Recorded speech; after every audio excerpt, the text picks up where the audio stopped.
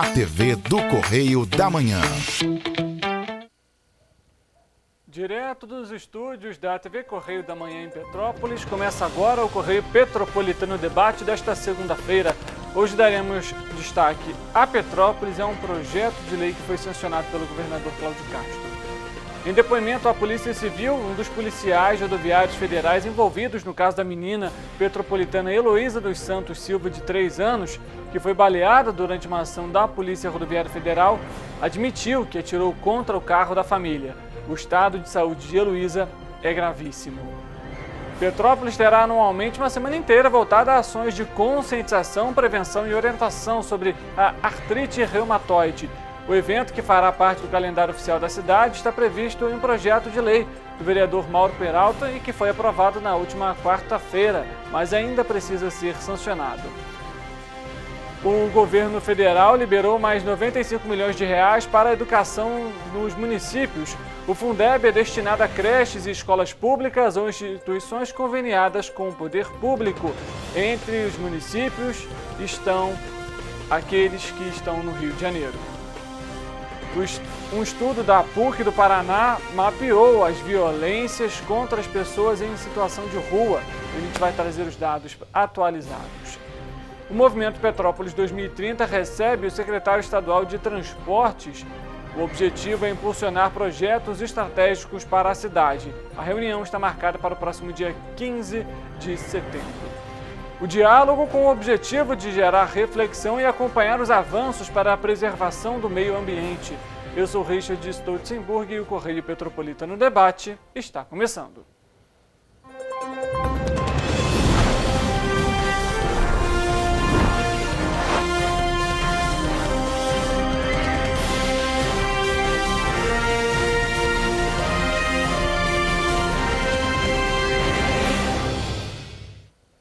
Olá, uma ótima tarde para você que nos acompanha. Seja muito bem-vindo a mais uma edição do Correio Petropolitano Debate. Estamos ao vivo pela TV Correio da Manhã.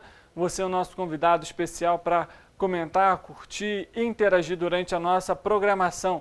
Pelas nossas redes sociais, TVC Correio da Manhã, você tem acesso à nossa programação ao vivo e pode comentar.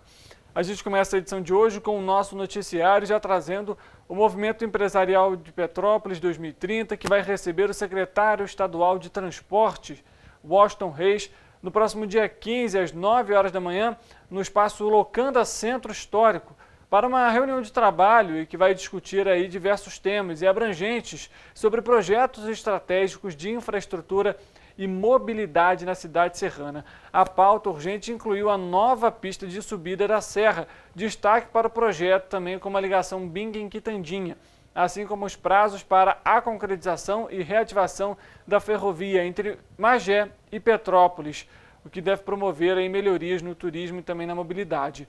Além disso, o primeiro heliporto da região serrana, que deve ser essencial aí na assistência médica, transporte de órgãos, defesa civil e também as forças de segurança, são temas que também vão ser abordados. E participam do encontro representantes das 26 entidades empresariais que compõem o Movimento Petrópolis 2030 e atuam pelo desenvolvimento econômico da cidade, pautado em adotar aí o município, infraestruturas e também questões que beneficiem empresas, novos negócios e também a geração de emprego e renda. A recente portaria do Ministério dos Transportes, que permite a renegociação de concessões por até 15 anos sem a necessidade de novo processo licitatório, pode impactar a Concer. A gente sabe da novela da Concer aqui em Petrópolis, mais especificamente na BR-040 como um todo. Por conta das questões envolvendo prejuízo com as obras da subida da serra, enfim, o Ministério dos Transportes anunciou a licitação de uma nova concessão para a rodovia no trecho entre o Rio e Juiz de Fora, com o edital saindo apenas em 2024, ou seja, ano que vem. No entanto, tem essa preocupação com a nova determinação, com a nova portaria do Ministério dos Transportes. Então a gente vai analisar e questionar sobre como que isso também vai ser debatido. O Movimento Empresarial Petrópolis 2030 celebra o investimento do governo do estado de R$ 3.400.000 na ligação Bingen-Quitandinha, mas busca um cronograma detalhado para garantir o acompanhamento e a agilidade da execução. A gente sabe o quanto essa ligação é esperada pelos moradores, o quanto que esse tema é aguardado e vai trazer um impacto realmente muito grande, principalmente para diminuir o fluxo de veículos no centro da cidade, sobretudo nos horários de pico, porque hoje quem está no Bingen precisa vir ao centro da cidade para poder chegar até o Quitandinha, e como a gente sabe, do Quitandinha para o Bingen são questões de minutos, e a gente tem que acompanhar realmente o andamento dessas obras e entender qual que vai ser o processo e o período.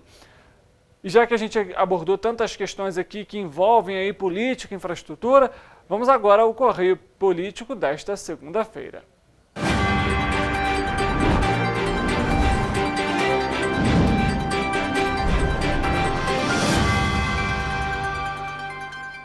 No Correio Político de hoje, a gente vai conversar com o Wellington Daniel sobre questões também relações políticas. Isso porque tem muito projeto de lei que é encaminhado para o Executivo, no entanto, que não está sendo aprovado. É isso mesmo, Wellington? Boa tarde para você, seja muito bem-vindo. Boa tarde, Richard. Boa tarde a todos de casa. É exatamente isso, Richard. Na última semana nós falamos aqui sobre o veto do prefeito Rubens Bom Tempo ao projeto de lei do vereador Fred Procópio, que prevê que empresas de ônibus que não cumprirem contrato não podem reajustar a tarifa. Na mesma sessão, os vereadores também derrubaram em bloco outros vetos do Bom Tempo a outros projetos. Um deles é da vereadora Gilda Beatriz, que prevê uma cota de 5% do total de moradias populares para vítimas para mulheres vítimas de violência doméstica, conforme a Maria da Penha. E ainda um texto do vereador Eduardo do Blog, que prevê que a Bauerfest seja considerada patrimônio cultural e material da cidade. Com isso, Richard, essas leis serão promulgadas pela Câmara e passarão a valer. Porque vale lembrar, a lei é aprovada na Câmara, vai para o Poder Executivo. O Poder Executivo sanciona ou veta. Sanciona ou aprova a lei, realmente já começa a valer, ou veta. Em caso de veto, vota para a Câmara, e foi isso que aconteceu. E esses vetos, essas derrubadas de veto, elas têm sido comuns no Legislativo Municipal. Por vezes, o líder do governo na Câmara, o vereador Gil Magno, até chega a encaminhar pela manutenção do veto, mas não recebe apoio. E vale lembrar que para derrubar o veto é preciso de maioria absoluta. Ou seja, no caso da Câmara Municipal aqui de Petrópolis, que são 15 vereadores, são necessários 8 votos para a derrubada do veto. Então aí mostra um pouquinho também, de como está esse termômetro político do governo Rubens Bom Tempo na Câmara. É um termômetro um tanto quanto ali difícil, digamos assim, porque a articulação com o Legislativo Municipal também não tem sido muito bom, justamente por esse cenário que a gente tem acompanhado, o que dificulta até mesmo a aprovação de projetos do próprio Executivo quando passam, por exemplo, na Câmara Municipal. E vale ressaltar, quando a gente traz aqui, o Wellington, essas questões de projetos, enfim, a gente vê alguns aí, e não somente dos vereadores que a gente comentou agora, como Eduardo do Blog e a Gilda Beatriz, até mesmo outros projetos, como por exemplo do vereador Ingo Rames, que tratava sobre os jogos estudantis, de se tornar parte do cronograma do município. Me recordo na época de também ter sido vetado. Lembrando que os jogos estudantis são um grande incentivo ao esporte aqui no nosso município. Na época também tinha sido vetado, voltaria para a Câmara também para uma nova discussão, para quem sabe ser promulgado. E a gente vê essa falta de articulação aí, principalmente com aqueles parlamentares que não têm ali um viés político, partidário, digamos assim, similar ao do prefeito Rubens Bom Tempo. Mas é importante ressaltar que a política nesse momento ela pode ser levada em consideração, os interesses dos partidos, sim, mas é importante também levar em consideração se aquele projeto pode mudar realmente a vida da população petropolitana, né, Wellington? É exatamente isso, Richard. Não cabe ao prefeito apenas a questão de avaliar politicamente, mas tem que ser feita uma avaliação se realmente esse projeto é em benefício à população e se é constitucional. E a gente espera, então, que essa avaliação seja feita, Mas a Câmara, então, tem derrubado esses vetos que têm vindo do Executivo e tem decidido, então, manter essas leis. E aí é outro ponto, Richard? Porque lei, a gente tem um monte de leis na cidade, vale também ressaltar que é necessária a fiscalização para saber se essas leis estão sendo cumpridas realmente. Com certeza. A gente sabe que em alguns casos não está sendo, infelizmente, né, Wellington? Obrigado pelas suas informações. Um abraço, Richard, boa tarde a todos. Situação delicada, né? Porque a gente tem essa interferência, digamos assim, entre executivo e legislativo municipal, mas é fato ressaltar, é importante ressaltar mais uma vez, em questões partidárias, o interesse é sempre da população, se realmente aquilo pode ser importante para a população, se isso vai mudar a vida daquela pessoa, do petropolitano especificamente. Então, a gente torce para que esse diálogo possa acontecer. Mudando de assunto, em depoimento à Polícia Civil, um dos policiais rodoviários federais envolvido no caso da menina petropolitana Heloísa dos Santos Silva, de 3 anos, que foi baleada durante uma ação da Polícia Rodoviária Federal, admitiu que atirou contra o carro da família. O caso aconteceu na última quinta-feira, dia 7 de setembro, no Arco Metropolitano, na região da Baixada Fluminense. Os disparos atingiram a criança na nuca e no ombro. O agente foi ouvido na delegacia de Seropédica na última sexta-feira, antes de o caso ser transferido para a Polícia Federal. O policial disse que pensou ter ouvido disparos e, por isso, atirou contra o carro da família. A informação foi publicada pelo portal G1 e também pela Folha de São Paulo. Ele e outros 2 agentes foram afastados das funções e a arma usada foi apreendida. Heloísa era moradora de Petrópolis, foi levada ao Hospital Municipal Adão Pereira Nunes, em Duque de Caxias, onde passou por cirurgia e está entubada em estado gravíssimo, mas isso foi o que informou a Secretaria de Saúde do município. No depoimento, a agente disse ter seguido a família ao notar que o carro em que estavam, um Peugeot 207, era roubado. A informação foi consultada por meio da placa do veículo e o pai da Heloísa, William Silva, afirmou ter comprado o carro recentemente e desconhecia que ele estava em situação irregular. O Ministério Público Federal instaurou um inquérito para apurar o caso. O documento assinado pelo procurador da República, Eduardo Santos de Oliveira Benones, determina que a Polícia Rodoviária Federal identifique à Procuradoria o autor do disparo e os demais agentes que participaram da ação. O órgão pede ainda acesso ao procedimento instaurado pela Corregedoria da Polícia Rodoviária Federal. Em nota, a PRF disse que recebeu a ocorrência da Delegacia de Seropédica e que abriu um inquérito para investigar o caso. As investigações ficaram ao cargo da Delegacia da Polícia Federal em Nova Iguaçu, por ser mais próximo do local em que a menina foi baleada. Situação delicada, né? A gente vai continuar acompanhando os desdobramentos desse caso. A gente muda de assunto agora nesse momento e fala sobre um resgate. O Corpo de Bombeiros Militar do Estado do Rio de Janeiro foi acionado na tarde do último domingo para um socorro a uma mulher que escorregou do costão da Praia do Secreto, no Recreio dos Bandeirantes, em um local de difícil acesso e lesionou os membros inferiores. Uma aeronave da corporação foi utilizada no resgate com o uso de um guincho elétrico para o içamento. Após o salvamento, a vítima foi conduzida por uma ambulância do Corpo de Bombeiros até o Hospital Municipal Lourenço Jorge. A gente tem as imagens mostrando aí esse resgate feito pelos agentes do Corpo de Bombeiros. Vale até ressaltar, inclusive, a gente acabou de passar por um feriado prolongado, calor, sol, muita gente na praia. Tenha sempre muita atenção com o mar, com a ressaca.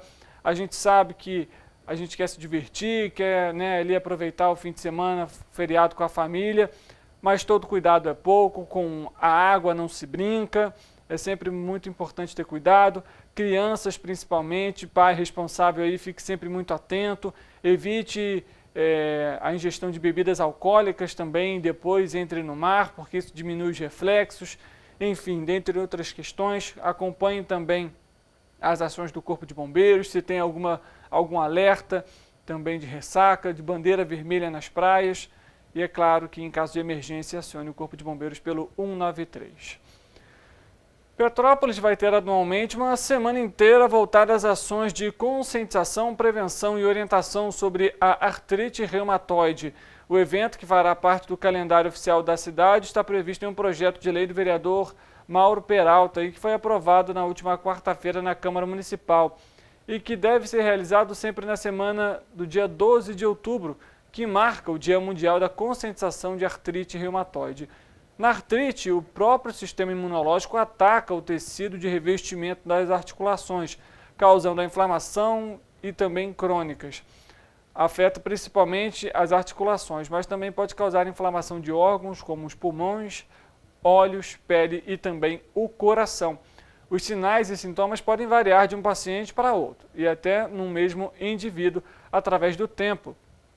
Podemos destacar, além da dor e inchaço bilateral nas articulações, cansaço, mal-estar, a perda de peso, a falta de apetite, rigidez articular pela manhã, dormência, febre ligeira e também dores no peito.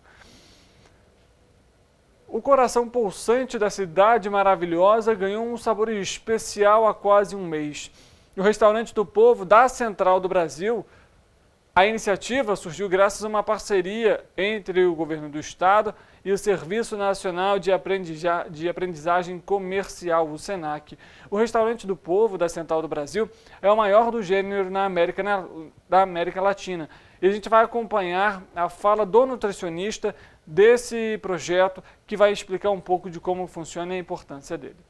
Eu acho que a implementação desse restaurante, justamente nessa área que ela é central e absorve a demanda de todo o território fluminense, ela é de extrema importância. Por isso que hoje a gente consegue entregar à população o maior restaurante da América Latina, que é com a capacidade de fornecimento de 5 a 8 mil refeições diariamente, num projeto fantástico de enfrentamento à fome. E o governo do estado tem empreendido esforços para ir para o enfrentamento dessa dor da humanidade, que eu acho que é uma das maiores dores, além de presumir um direito constitucional, que é acesso à alimentação. Tá aí, né? E o Marcelo Silva, ele tem 33 anos e infelizmente está desempregado. A gente vai acompanhar a fala dele também justamente para entender a importância, né, desse projeto que fornece café da manhã e almoço por um valor aí simbólico de 50 centavos o café da manhã e de R$1 o almoço, e ele fala a importância desse projeto, principalmente para ele nesse momento difícil. Vamos acompanhar.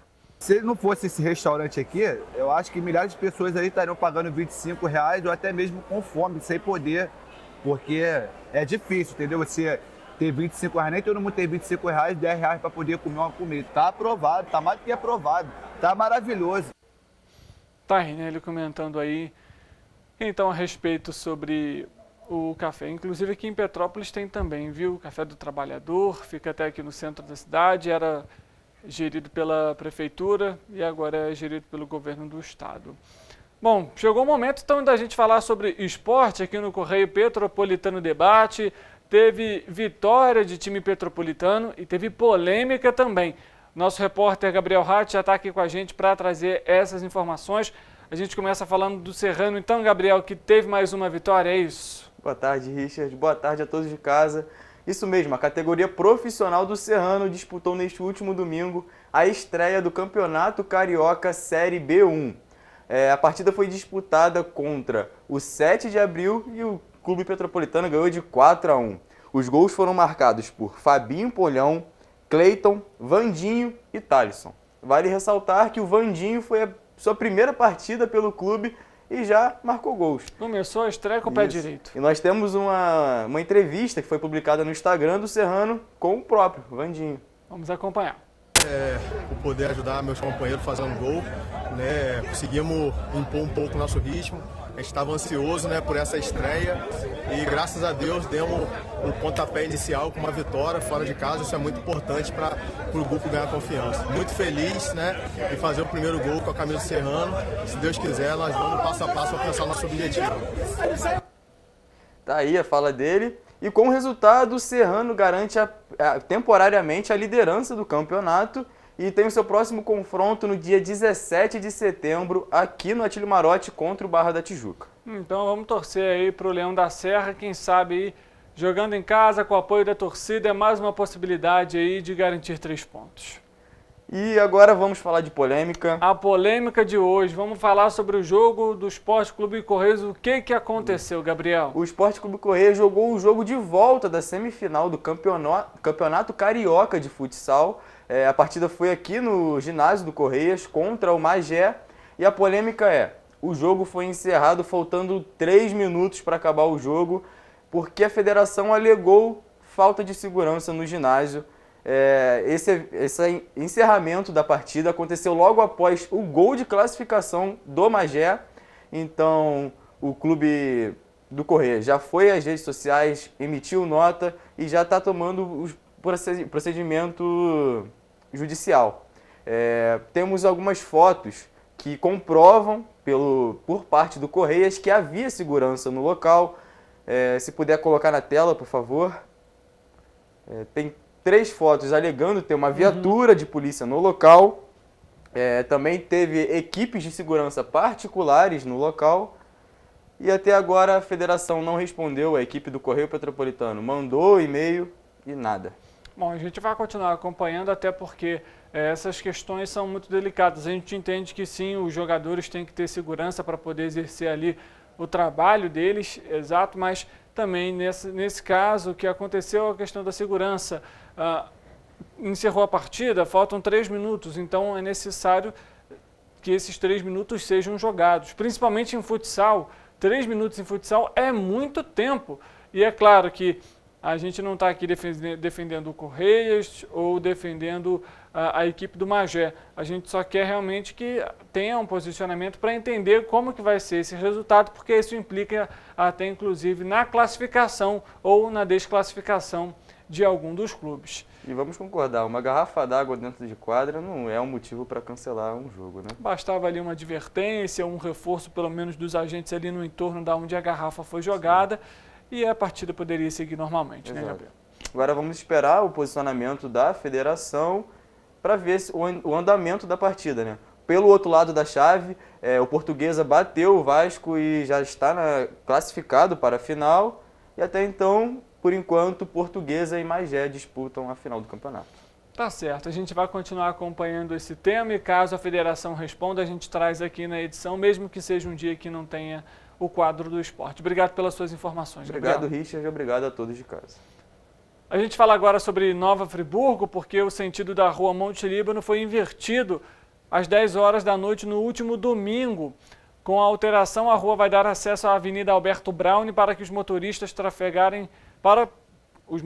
que trafegam pela rua Augusto Spinelli. O estacionamento no local está proibido durante toda a extensão.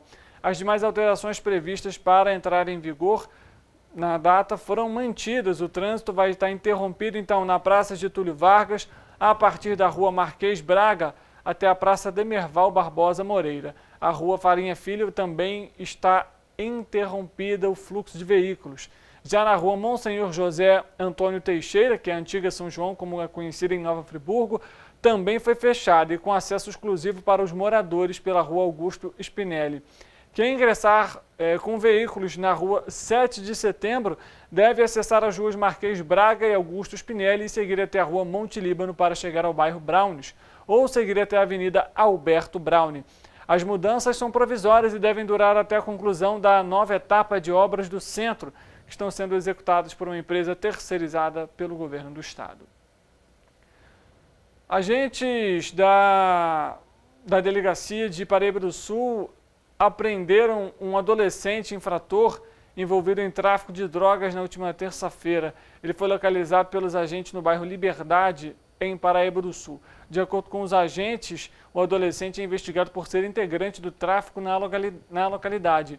Ele também é apontado por participar dos homicídios ocorridos no interior da comunidade, praticados em disputa territorial pelo tráfico de drogas da região. Contra ele foi cumprido mandado de busca e apreensão por fato análogo ao crime de tráfico de drogas. O Ministério da Educação publicou nesta segunda-feira uma portaria no Diário Oficial que libera mais de 95 milhões de reais para novas matrículas em turmas de educação infantil em 221 municípios. Os recursos são do Fundo de Manutenção e Desenvolvimento da Educação Básica e de Valorização dos Profissionais da Educação, o Fundeb, e é destinado a creches e escolas públicas ou instituições sem fins lucrativos conveniadas com o poder público. Segundo o Censo Escolar 2022, existem 74.400 creches em todo o país, das quais 66,4% são da rede pública e 33,6% da rede privada. Dessas, mais da metade possuem convênio com a rede pública de educação infantil.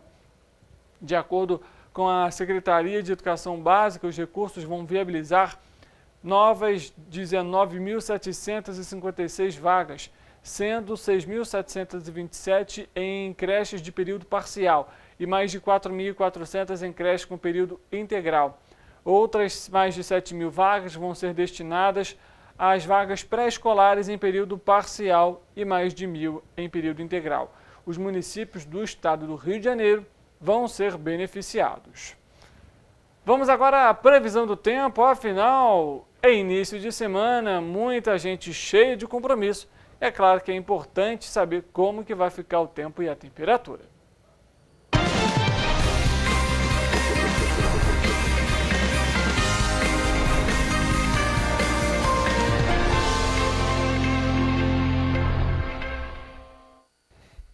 Vamos conversar com o nosso repórter Eric Portela, que vai trazer para a gente as atualizações a respeito do tempo.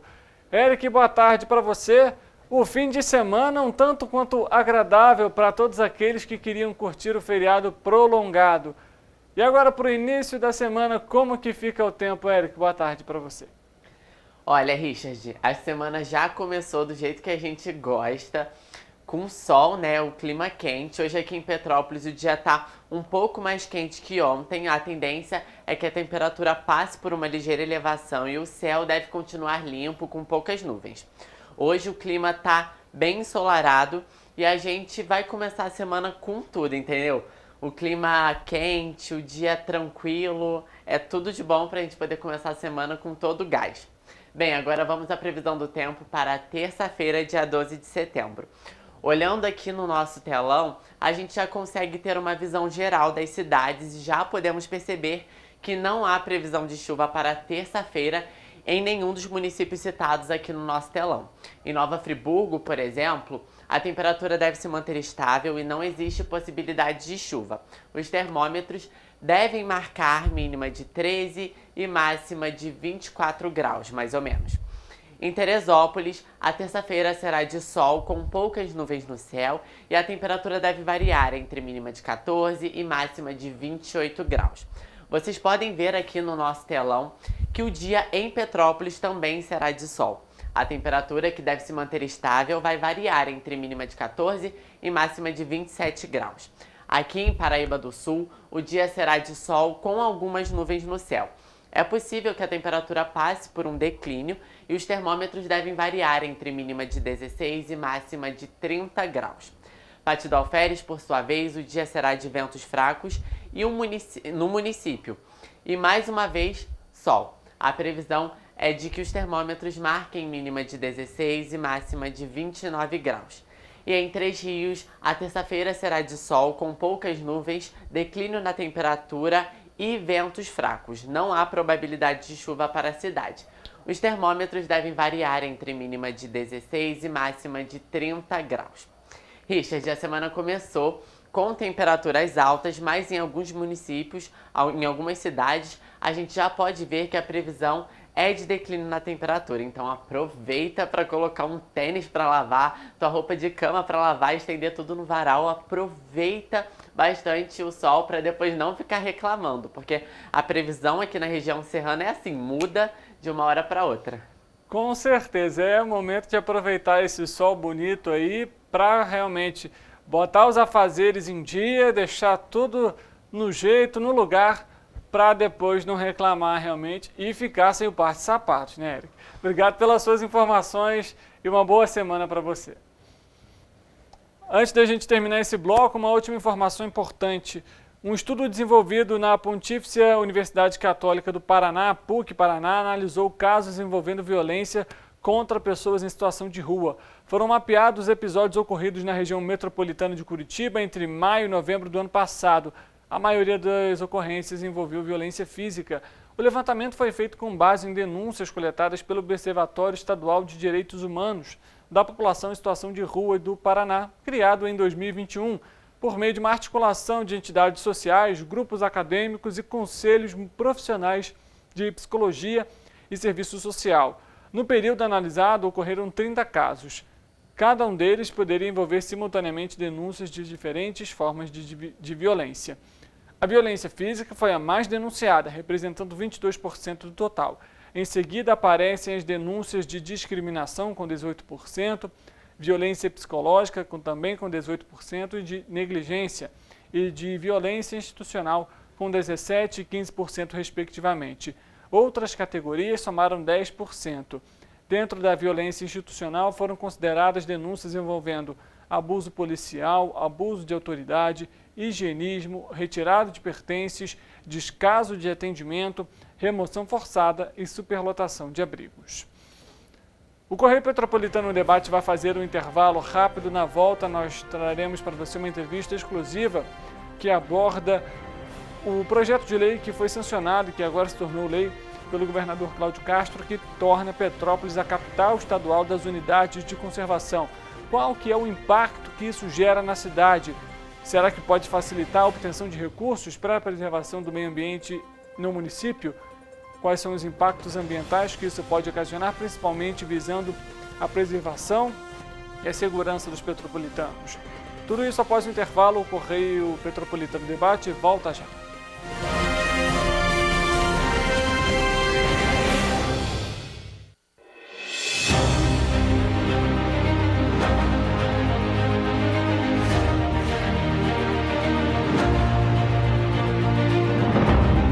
Jornalismo de direita. É jornalismo direito. Correio Petropolitano. Tudo que seu jornal não deveria ter deixado de ser. Todos os dias, em uma banca perto de você.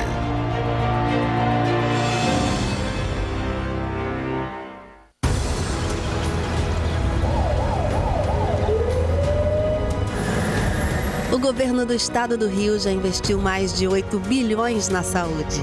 E se eu dissesse que esse é o maior investimento na saúde já feito em toda a história do Rio? Eu diria que melhorou, mas eu quero mais. Depois de 3 anos parados, os mamógrafos móveis estão de volta. Pra gente cuidar melhor das mães e dos bebês. O governo do estado também está investindo na saúde especializada. Porque se o problema é complicado, mais atenção ele precisa. Melhorou, mas para a saúde a gente sempre quer mais. O importante é que a saúde esteja mais perto das pessoas. Por isso, todas as regiões do Rio recebem a mesma atenção. Melhorou, mas eu ainda quero mais. O governo do Rio de Janeiro também quer. Então pode ter certeza, o trabalho e os investimentos vão continuar. Governo do Estado do Rio de Janeiro. Rio de Janeiro, atração o ano inteiro. Tem descanso, tem folia, noite e dia.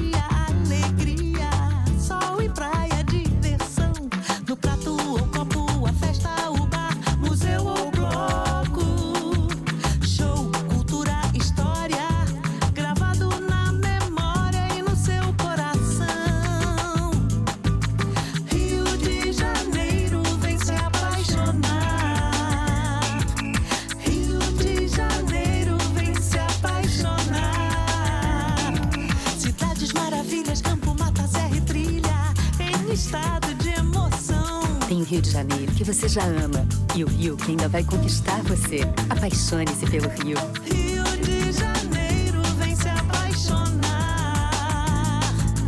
Rio de Janeiro, vem se apaixonar. Governo do Estado do Rio de Janeiro.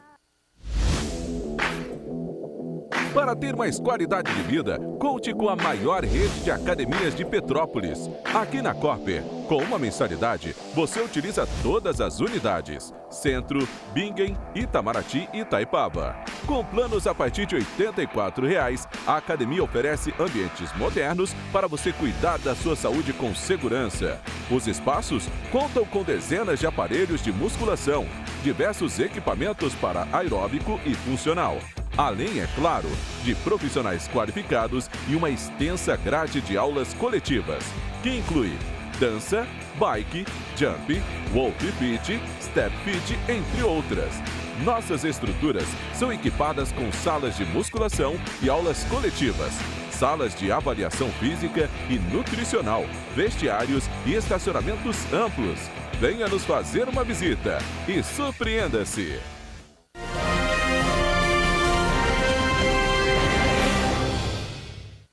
iniciar a nossa entrevista, Miriam, primeiro queria agradecer a sua presença aqui com a gente.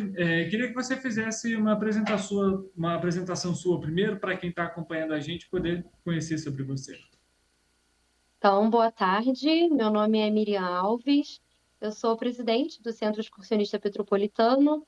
Assumi a presidência no final do ano passado. E aí estou acompanhando agora essa jornada do Centro Excursionista junto com as organizações públicas.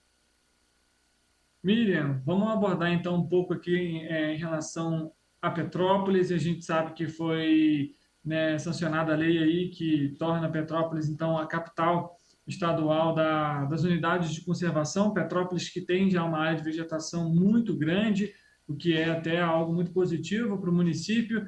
Eu queria entender como que isso impacta agora na cidade de forma direta, na prática.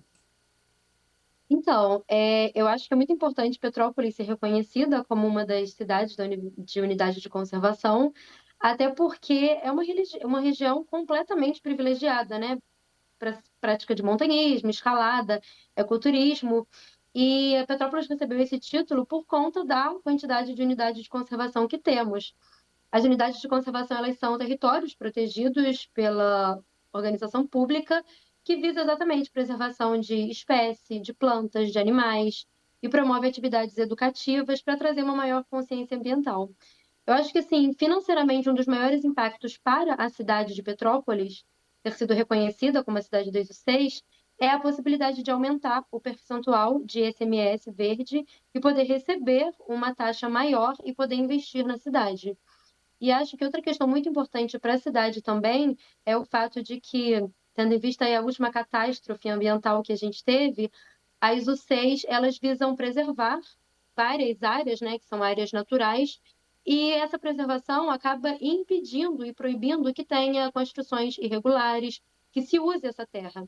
E como são áreas geralmente de montanhas, ali áreas com inclinação, isso gera uma diminuição do risco para que talvez num futuro a gente consiga não ter uma catástrofe tão grande. Então é muito importante, isso vira quase que um espelho, né? Para outras áreas de conservação, o CEP, inclusive, ele está correndo atrás para que no Retiro a gente também tenha uma área de conservação. A gente conseguiu participar do projeto para implantação do Moana Maria Comprida em Araras para também tornar uma área de proteção. O CEP também participa de um projeto que tem em Araras, porque em Araras também, né, tem uma unidade de conservação. E tem um projeto em Araras que é feito junto com escolas, com a escola e com a comunidade, para levar os alunos para trilhas, para falar sobre proteção de recursos hídricos naturais, para falar de proteção da própria mata, da erosão do solo, fazem mutirões de limpeza. E é exatamente por existir unidade de conservação que a gente está conseguindo integrar a sociedade e fazer essa troca. Inclusive, a APA Petrópolis, que é de Itaipava, ela se preocupa com tentar fazer uma parceria com os proprietários que têm a sua casa, né, seu território, em locais de acesso à montanha, para conseguir fazer uma mediação entre os proprietários e os montanhistas, porque às vezes tem um pouco de atrito, né? As pessoas não querem ninguém passando ali na sua área. Então, a existência da unidade de conservação possibilita também essa mediação ali entre o ecoturismo, o montanhismo e a sociedade. Miriam, você comentou sobre algumas questões, até já logo no início desse nosso bate-papo, em relação ao CEP, algumas ações que estão sendo adotadas. Hoje, o CEP está voltado para quais áreas especificamente de atuação e o que tem buscado nesse ano de 2023? Então, o CEP, a maior preocupação é a promoção do meio ambiente e sempre visando uma prática de montanhismo, visando preservar a natureza, mínimo impacto. Acaba que o clube ele não é simplesmente interno para os seus integrantes, porque dentro do clube a gente faz, né, caminhadas juntos, escalada, curso de escalada, só que a maior participação para a sociedade eu vejo pelo fato do CEP ocupar cadeiras em várias instituições, em várias U6. Por exemplo, esse ano, recente, né, deve ter coisa de 2 meses, o CEP conseguiu uma cadeira no CONDEMA, que é o Conselho Municipal de Meio Ambiente. Então, agora, o CEP consegue participar ali naquela visão de montanhista, e não simplesmente pensando, às vezes, sobre o lado mais econômico, sobre o lado mais do ecoturismo, né, de financeiro. Então, a gente consegue participar, inclusive tentando instigar a essa criação de mais U6, a ter um ecoturismo um pouco mais consciente, e não simplesmente comercial. Então, eu vejo que, no momento, a maior participação para a sociedade do CEP é ter cadeiras na APA, no CONDEMA, e em algumas outras UCs, o CEP consegue participar e fazer essa integração com a sociedade, mostrando que tá tudo bem, às vezes, o montanhista passar pelo teu território, porque a gente está visando o mesmo tempo inteiro, é a proteção. O que os UCs fazem, que é proteger a área, é o que o CEP é tipo um lema do CEP. Então, eu acho que não tem como ter o CES sem ter um clube de montanhismo que tenha que estar dentro. Só para a gente deixar até claro para quem está nos acompanhando, o C seria unidade de conservação, correto? Isso, os UCs são as unidades de conservação, é a sigla, só para não ficar falando toda hora a palavra inteira. Não, sem problema, é só para quem está em casa poder se habituar mesmo também, até mesmo com a sigla. Miriam, a gente chega agora num período que começam as chuvas de verão novamente. Você acredita que com essa lei sancionada a gente pode ter aí também, de alguma forma, uma ampliação das áreas de conservação do município e que vão impactar também não só nas questões socioambientais como as tragédias, mas também para a fauna e a flora do município? Sim, com toda certeza. Eu acho que o fato do poder público olhar para as unidades de conservação e ver isso como uma coisa importante, e não simplesmente como mais uma coisa feita à parte, o fato do poder público se integrar nesse contexto é importante não só para a sociedade, como eu disse na questão ali de redução de risco em catástrofe, mas para a preservação de fauna e flora, porque é um dos objetivos da unidade de conservação, proteger fauna e flora. Então, se a gente conseguir expandir e até criar mais áreas de conservação, a gente consegue expandir essa proteção também para que mais áreas, mais zonas sejam protegidas e tenha também os seus recursos hídricos, né? Porque Petrópolis também é rico em nascentes. Você comentou logo no início da nossa entrevista sobre a articulação com a sociedade. Qual que é o impacto que tem a sociedade hoje também para a preservação do meio ambiente? Eu acho que, às vezes, algumas pessoas não têm muito o conceito do que pode fazer para preservar o meio ambiente, não tem muito conhecimento de práticas que podem ser prejudiciais para o meio ambiente, e o fato de existirem os SEIs e fazer esse programa educativo, tanto com alunos na escola, que são pessoas que estão no início ali da sua construção mental, então eles vão levar isso para o resto da vida.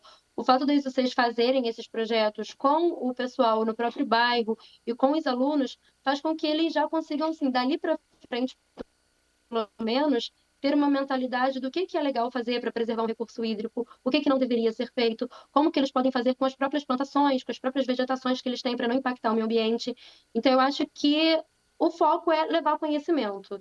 E, às vezes, as pessoas fazem por ignorância, porque não têm conhecimento, e às vezes eles só precisam ali de um alerta, do tipo, olha como que essa ação pode ser prejudicial. Então, acho que essa consciência ambiental, ela é extremamente importante para toda a sociedade.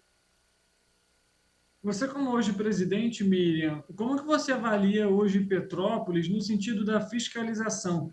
Eu pergunto isso porque a gente, quando pega esse histórico socioambiental da cidade, a gente viu muita negligência por parte do poder público em relação às fiscalizações, né? A impedir as construções em locais não adequados, né? Essas moradias irregulares. Isso a gente ainda vê acontecendo em 2023.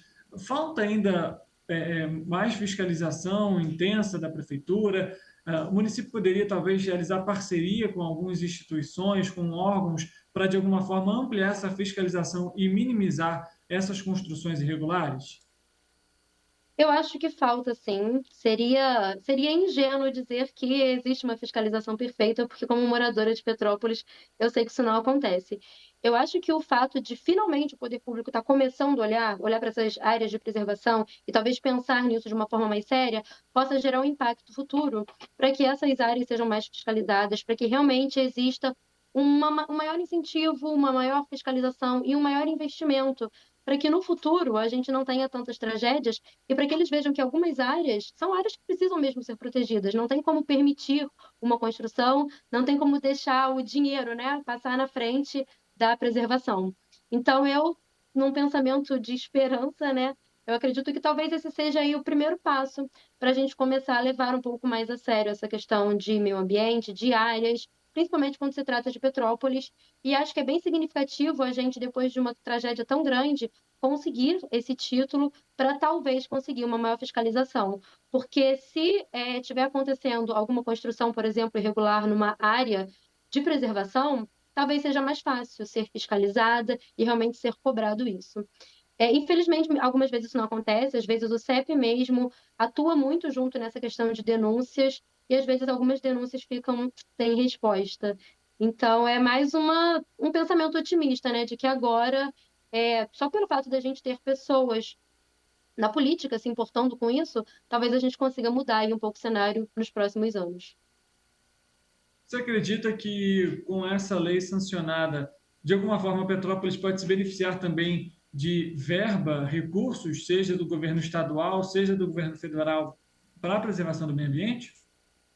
Eu acredito que sim, porque as verbas, como por exemplo o ICMS que eu falei, o foco deles, eles só são destinados para cidades, né, para municípios, onde fica nítido, assim, cristalino, que existe uma preocupação com a preservação do meio ambiente.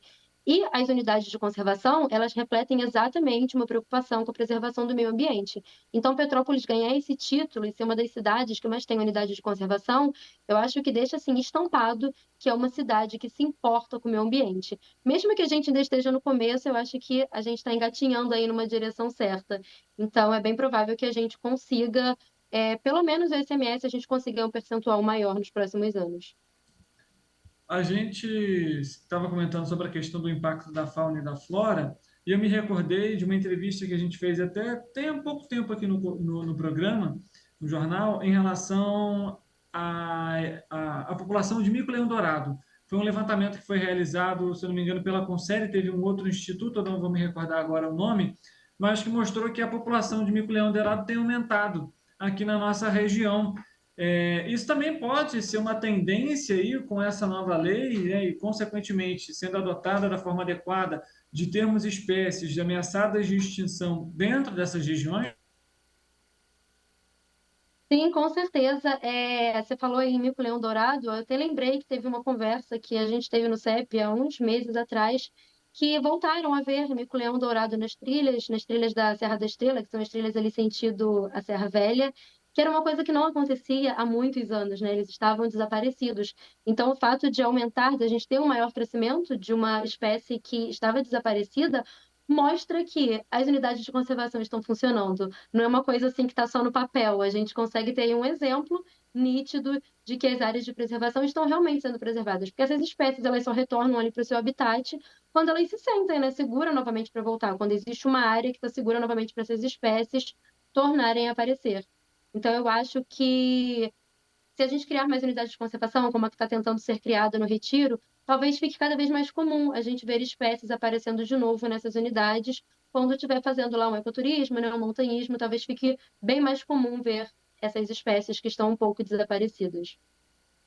Miriam, você comentou que hoje o CEP está dentro muito de algumas instituições, alguns órgãos aqui que tratam justamente sobre as unidades de conservação. Queria que você falasse um pouco como que está sendo o trabalho tanto do CEP em parceria com esses órgãos em relação às queimadas. A gente sabe também, apesar da gente entrar agora basicamente no período de primavera-verão, que são as chuvas, a gente teve agora um período completamente seco em que as queimadas são registradas com maior veemência. E a gente sabe também o impacto que essa queima, né, esses incêndios florestais, eles têm para a fauna e para a flora. Esse é um ponto importante também que o CEP e essas instituições, esses órgãos, têm acompanhado e têm também se debruçado. Sim, praticamente todas as unidades de conservação, né, já que cada uma fica responsável por uma área, elas trabalham, a gente faz reuniões todos os meses. E aí, quando aparece algo desse tipo, né, a gente já prevê, né, quando começa ali o inverno, já começa a época da seca e a probabilidade de ter incêndio. Então, tem brigadas de montanhismo, a brigada também do Corpo de Bombeiro, que já ficam à disposição, esperando, né, um momento que vai acabar acontecendo isso para poder fazer uma intervenção. Existem algumas intervenções que são feitas durante essa época que é mais provável ter os incêndios, que são em algumas partes, né, conseguir reduzir a vegetação para fazer um corredor para quando tiver um incêndio ele não acabar se alastrando. Mas, infelizmente, é difícil, né, conseguir sozinho, só os órgãos conterem essa possibilidade de incêndio, porque muitas vezes são causas naturais pela seca, mas muitas vezes são por causa dos baloeiros, né? Que soltam balões, e é muito comum quando tem um incêndio acabar sendo detectado que foi por conta de balão. Então, talvez falte um pouco aí de fiscalização, de multas realmente assim pesadas para conseguir reduzir esse número, porque todo ano a gente precisa estar passando por isso. Todo ano é vegetação sendo destruída, é fauna sendo destruída, e a montanha, que leva anos para conseguir ter a vegetação novamente, ficar verdinha novamente. Às vezes a gente até faz visitação para ver como é que está a regeneração da mata, e é muito lenta, né? Às vezes são 2, 3 anos para conseguir regenerar a mata primária. Imagina árvores, né, que acabam sendo queimadas também durante o incêndio. Em relação à unidade de conservação do Retiro que você comentou, queria que você falasse um pouquinho mais para a gente a respeito dela, uma iniciativa, como que está esse processo? Então, a unidade de conservação do Retiro, o nome dela seria Nascente do Rio Piabanha. Ela ainda está em projeto, né? Só tem um mapeamento de qual seria a área de preservação, mas é um processo lento acabar conseguindo, né, aprovação e acabar constituindo realmente uma área de preservação. O Mona, por exemplo, né, que foi uma das últimas aprovadas, foi um processo extremamente lento, depende de muita votação, de conversa com a comunidade, porque às vezes tem residências que vão estar dentro da área de preservação, e não é todo mundo que simplesmente quer aceitar, estar dentro de uma área de preservação, ter que ficar respeitando regras. Mais ou menos 70% da área já tem restrição legal, já é uma área ali protegida, não pode ter construção, então não seria assim um impacto tão grande, até mesmo para a comunidade ter que aceitar ter seu território dentro de uma unidade de conservação, mas ainda é um projeto assim bem inicial, que provavelmente ainda vai demorar assim, um bom tempo para ser aprovado. Mas pelo fato do Yuri agora estar se importando, né, um projeto de lei de autoria dele, das unidades de conservação, o CEP tem tentado, né, contato diretamente com ele, tem integrantes do CEP que tem contato direto com o Yuri. Então, talvez dessa vez a gente consiga um pouco mais rápido aprovar essa unidade de conservação, conseguir fazer essas reuniões, essas assembleias um pouco mais rápida. E o objetivo também é proteger a biodiversidade, vegetação e animais, valorizar o esporte de montanha, porque quando você tem uma unidade de conservação, o ecoturismo, ele não é simplesmente predatório, ele precisa também respeitar regras de mínimo impacto. E aí fomentar mais atividades com a comunidade dessa região também, porque quando a gente tem uma unidade de conservação, fica muito mais possível fazer essa interação aí com a sociedade, com escolas, para começar desde bem mais cedo essa interação com o meio ambiente, porque é muito mais fácil você aprender sobre meio ambiente na natureza do que você aprender dentro da escola. Ainda nesse tema, eu me recordo também aqui, Miriam, sobre a delimitação do Parnaso, Parque Nacional da Serra dos Orcos, que teve uma alteração recentemente. Como que você avalia essa alteração? Ela foi positiva para a preservação do meio ambiente? Então, o Parnaso ele está sendo um assunto extremamente discutido, né, nos últimos anos, nos últimos anos. Eu não sei se você chegou a acompanhar o problema que teve com relação à terceirização, né, que queriam fazer a concessão do Parnaso e que tiveram vários atos, né, vários manifestos com relação ao Parnaso. Eu vou entrar nessa questão do território. E aí uma das questões que a gente tem tentado junto até a APA Petrópolis é resolver a questão de acesso. Tem algumas áreas de escalada que fazem ali parte ainda do Parque do Parnaso, e tem tido muito problema com os moradores do local, que eles não têm aceitado mais que escaladores, que montanhistas passem. Então, a gente está tentando, junto à APA, fazer essa conversa com eles para poder fazer essa liberação. E aí, a questão do Parnaso, né, de modificação, incluiu, né, novos territórios na área de preservação no Parque da Serra dos Órgãos, tanto em Guapimirim quanto aqui em Petrópolis. E eu acho extremamente importante, sempre que for para uma proteção maior, de uma maior área, eu acho que isso sempre vai ser positivo, porque tudo que você deixa descoberto e que é área natural e que é área que precisa de preservação, você vai poder ter o risco de construção irregular, de caça de passarinhos, passarinheiros na região. Então, eu acho que, enquanto tiver uma maior proteção, isso vai ser sempre positivo para o meio ambiente para a natureza em si, né, como um todo. Miriam, alguma outra informação importante que talvez a gente não tenha comentado, que você gostaria de ressaltar aqui durante essa nossa entrevista? Eu acho que eu não falei, né, que eu estava falando só sobre questão de expansão de área territorial do Bonfim, né? Mas em Petrópolis, salvo engano, mas em Petrópolis, aí eu até recomendo você talvez pesquisar antes para certificar essa informação, mas eu acho que a lei que foi aprovada ainda no antigo governo retirou a área de proteção no Vale do Bonfim, que seria bem relacionado a Petrópolis. E algumas áreas, eu acho, no Bonfim, foram retiradas da área de proteção do Parnaso. Acho que em Guapimirim que teve área aumentada, mas no Bonfim teve área reduzida.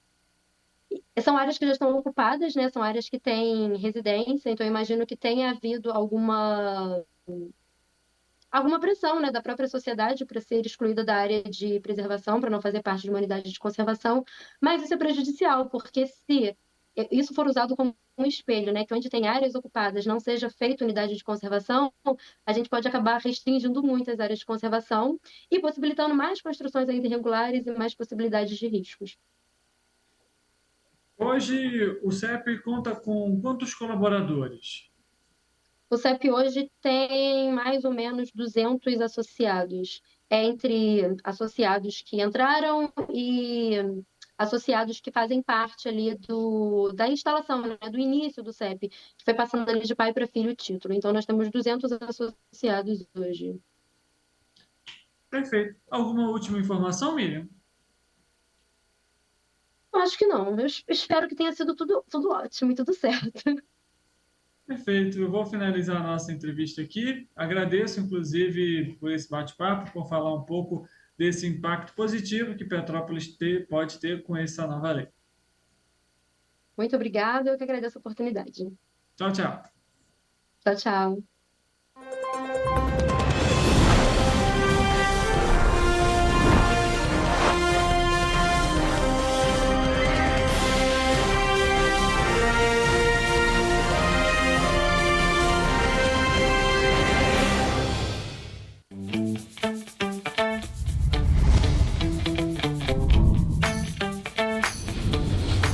TVC, a TV do Correio da Manhã.